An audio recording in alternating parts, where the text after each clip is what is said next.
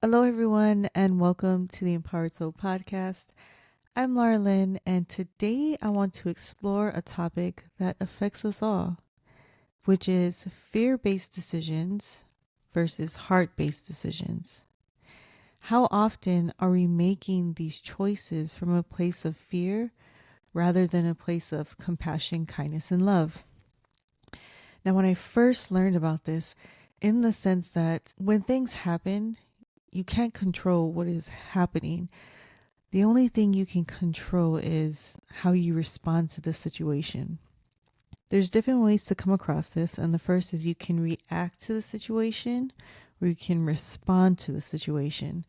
Now, when you react to something, it's more of that natural reaction that you have to situations that happen. But in a response, you see that situation has happened, you kind of take a step back, in a sense, being the witness observer to what's happening. And you think about the situation, and then you respond from a place of compassion, kindness, and love. So here's an example. When I was going through my divorce, I did not know when my partner at the time had submitted the divorce paperwork. And then one day he just comes up and he said, "Hey, I submitted the divorce paperwork. You have 30 days to get out the house." And I'm like, what? It was kind of like I was blindsided because, it would happen during the pandemic. So it was a lot harder to get things done because everything was closed down. Anywho, initially I was like, oh my God, what am I going to do? I haven't been looking for a place because I, didn't know when. And now this is happening. And I had to step back, take a deep breath. And then I had to talk to God. I talked to God and I said, "God, please help me find a place because I have only 30 days to get out." And in that moment, life was scary because I was going to be on my own with two kids. My youngest son's not even 9 months old yet. And I just took that time to be still, to ask God for help. And then I started taking action. So I started looking, I started telling people at work, and lo and behold, 2 weeks into this, one of my coworkers, at that time I was working for the Air National Guard, and we worked closely with the Army counterparts. And one of my coworkers on the Army side was like, "Hey, I heard you're looking for a place. I have a place that my uncle used to live in, but he passed away and no one's done anything with the place since." And she said, "But I don't know when I'll have time to take everything out so that you could move in if that's what you wanted to do." And I said, "I'll do it. I will move everything out of that house so that I can, be able to move in." And so she said, "Okay."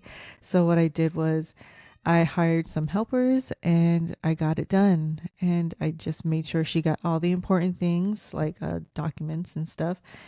And then I was blessed even more because she told me what the rent was, and she's like, "I'll just charge you $1,100." And you don't know how much of a blessing that was. I was like, only God can pull stuff off like this, because everything in that area was average, I would say 2,000. And I was like, I didn't have to submit anything. I didn't need to, check my credit score. They didn't need to see statements. It was like, okay, here it is. You can move in.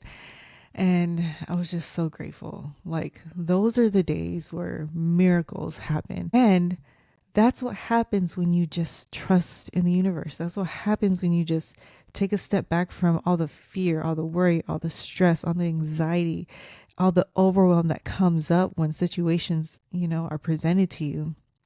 Take that step back, take that deep breath if you need to, and respond from a place with compassion, kindness, and love. And that's what I did, and that's what happened, and I'm so grateful. So, that's just like one of many stories. Here's another example of, being put in a situation where I could have reacted from fear, but I chose to respond from a place of love. And love doesn't have to mean responding to a place of love to others. It could be responding from a place of love to yourself, giving yourself that grace that you need in that moment.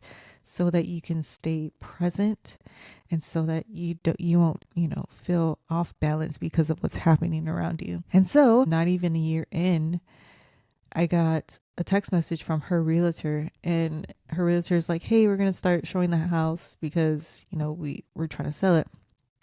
And initially, I went straight to like, "My God. Oh my God, God." I was like, "What am I going to do?" I was like, with what I'm getting right now, I don't have enough money to be able to survive on my own to have a place more than 1,100 because of bills and food and everything else. And then I just like, of course, just connected with God again and be like, "Okay, God, please help me." And then God's like, "Don't worry about it." I'm like, "Don't worry about it?" He's like, "Don't worry about it." I'm like, "Okay." I love those conversations. And then, so, I'm like, "Okay, God, I'm not going to worry about it." And so they had the realtor schedule with me, went to see the house and had people come over. And people came over and they asked me questions. And I'd be like, "Yeah, it's a great place to live." I was really hyping this place up because it's true. I loved living there. It was close to the school. There's a playground. I loved it. And next thing you know, she's like, "Okay, someone's going to buy the home. So we're going to go into escrow." I don't know what that is because I've never bought a house before. And so then I find out, oh, okay, that means someone's buying the house and, they have this time period where, they're checking everything out and doing inspections and making sure that everything's good for the buyer and the seller. So I'm like, "Oh, okay, that's the next step. We're getting closer to the home being sold." And then, of course, I check in and God's like, "Don't worry about it." I'm like, "Okay." Next thing you know, months go by. And usually when you're in escrow, it's probably about like 30 days. But months go by and I'm like, "Oh, that's weird." Like, huh, interesting. Come to find out, because her uncle passed away and he didn't have a will of who this home was going to, they had to go to the courts. So there's a lot of legal action that needs to be taken in this process when someone doesn't leave a will.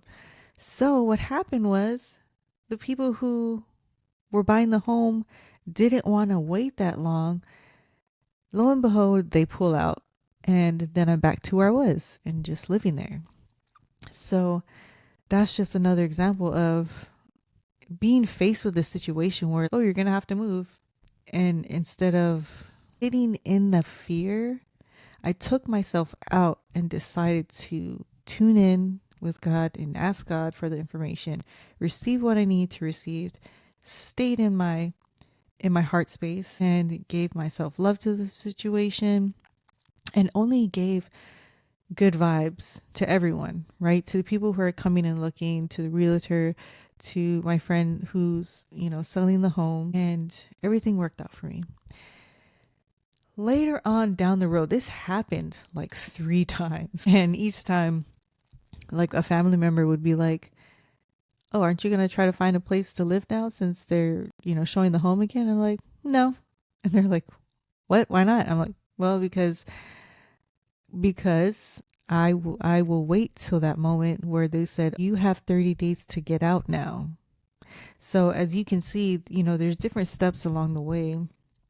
At which point do you need to take action? At which point do you need to be like, "Okay, this is really happening," right? A lot of times, a lot of the fear-based things are from our own mind of, anxiety of, "Oh my God, where do I live now?" Or, "Oh my God, how am I supposed to get another job?" Whatever happened to you or whatever is happening to you, you don't have to jump the gun in the sense of, if I started having that type of reaction at the beginning of the realtor just letting me know people are coming, I would have spent all that time in such a worried, anxiety, overwhelmed, fear-based energy. And so the choice is up to you. Do you stay in that fear-based energy and make decisions from there, or do you take a step back and look at like, okay, this is not happening right now where I actually have to move out tomorrow. I am okay. I am safe, and just take it one day at a time. So, coming back to comparisons between fear-based decisions and heart-based decisions, fear goes into what could go wrong. Goes straight into the negative. All the heart is what feels true. How can I see this as an opportunity? What's the positive side to this situation? So again, fear-based decisions are reactive, and they're often tied to past experiences and limiting beliefs. And heart-based decisions are proactive, coming from a place of inner clarity and intuition. And that's another important thing, guys. Really start to tune into your intuition more. Start to develop that, right? Because the more that you are tuned in with yourself, you're tuned in with life, you're tuned in with the universe, then you'll have an easier time as you move forward on your own journey. So for me, I would say that when I became on my spiritual path, that is when I dedicated myself to healing myself, healing the parts of me that, that were holding on to all of the negative experiences that I had from my childhood through my relationships up to that point that I was awakened, I would say. And then I started to dedicate myself to healing, but also to developing my intuition more and listening to that gut within you and really following that. Because how many times have you been in a situation and your gut told you something, but you decided to ignore it, and then it led you to a place that you would have preferred not to be, right? For example, in my relationships, so many times I've caught people cheating on me, and yet I still stayed.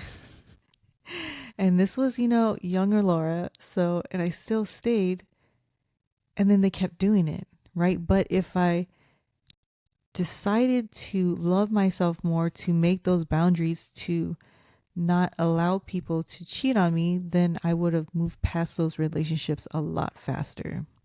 And the fear behind those was fear of being alone, fear of the unknown, fear of even change. But the unknown is where the blessings are at. The unknown is where miracles can happen. And change is the only constant thing that's always happening in our lives. Everything is always changing. The seasons are always changing.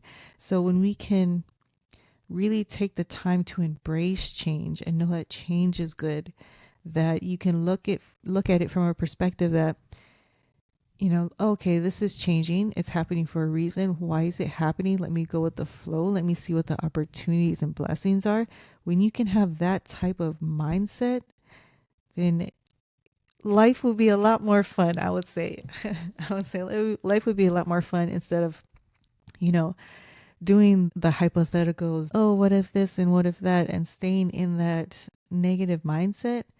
You have the ability to take yourself out of that, just like you have the ability when the situation presents itself to choose from a fear-based or to choose from a heart-based and make your decisions from those two aspects. So I want to thank you guys for listening to this episode on fear-based decisions versus heart-based decisions, and really just start self-reflecting and start just expanding your awareness on when situations happen to you. Am I coming from a place of fear?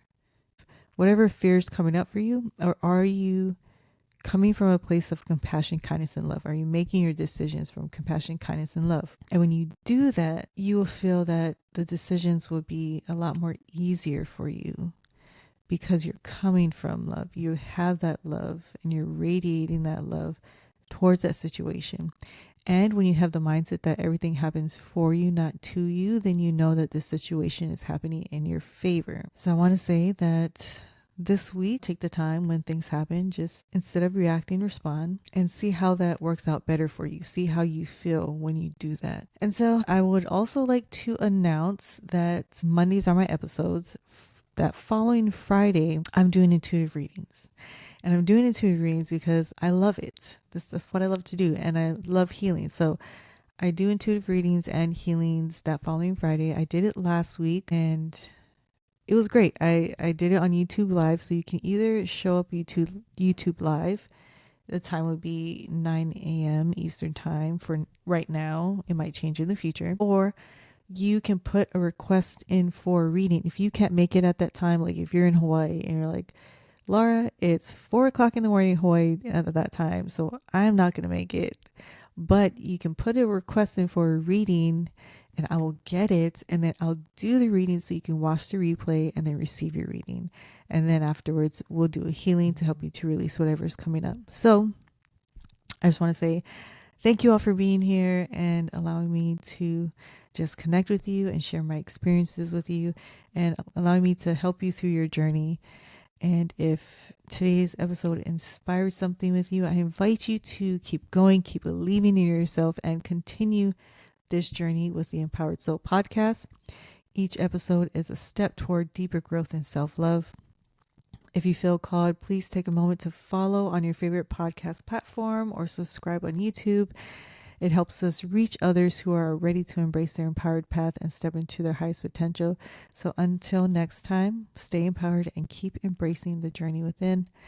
Lots of love to you guys. Bye.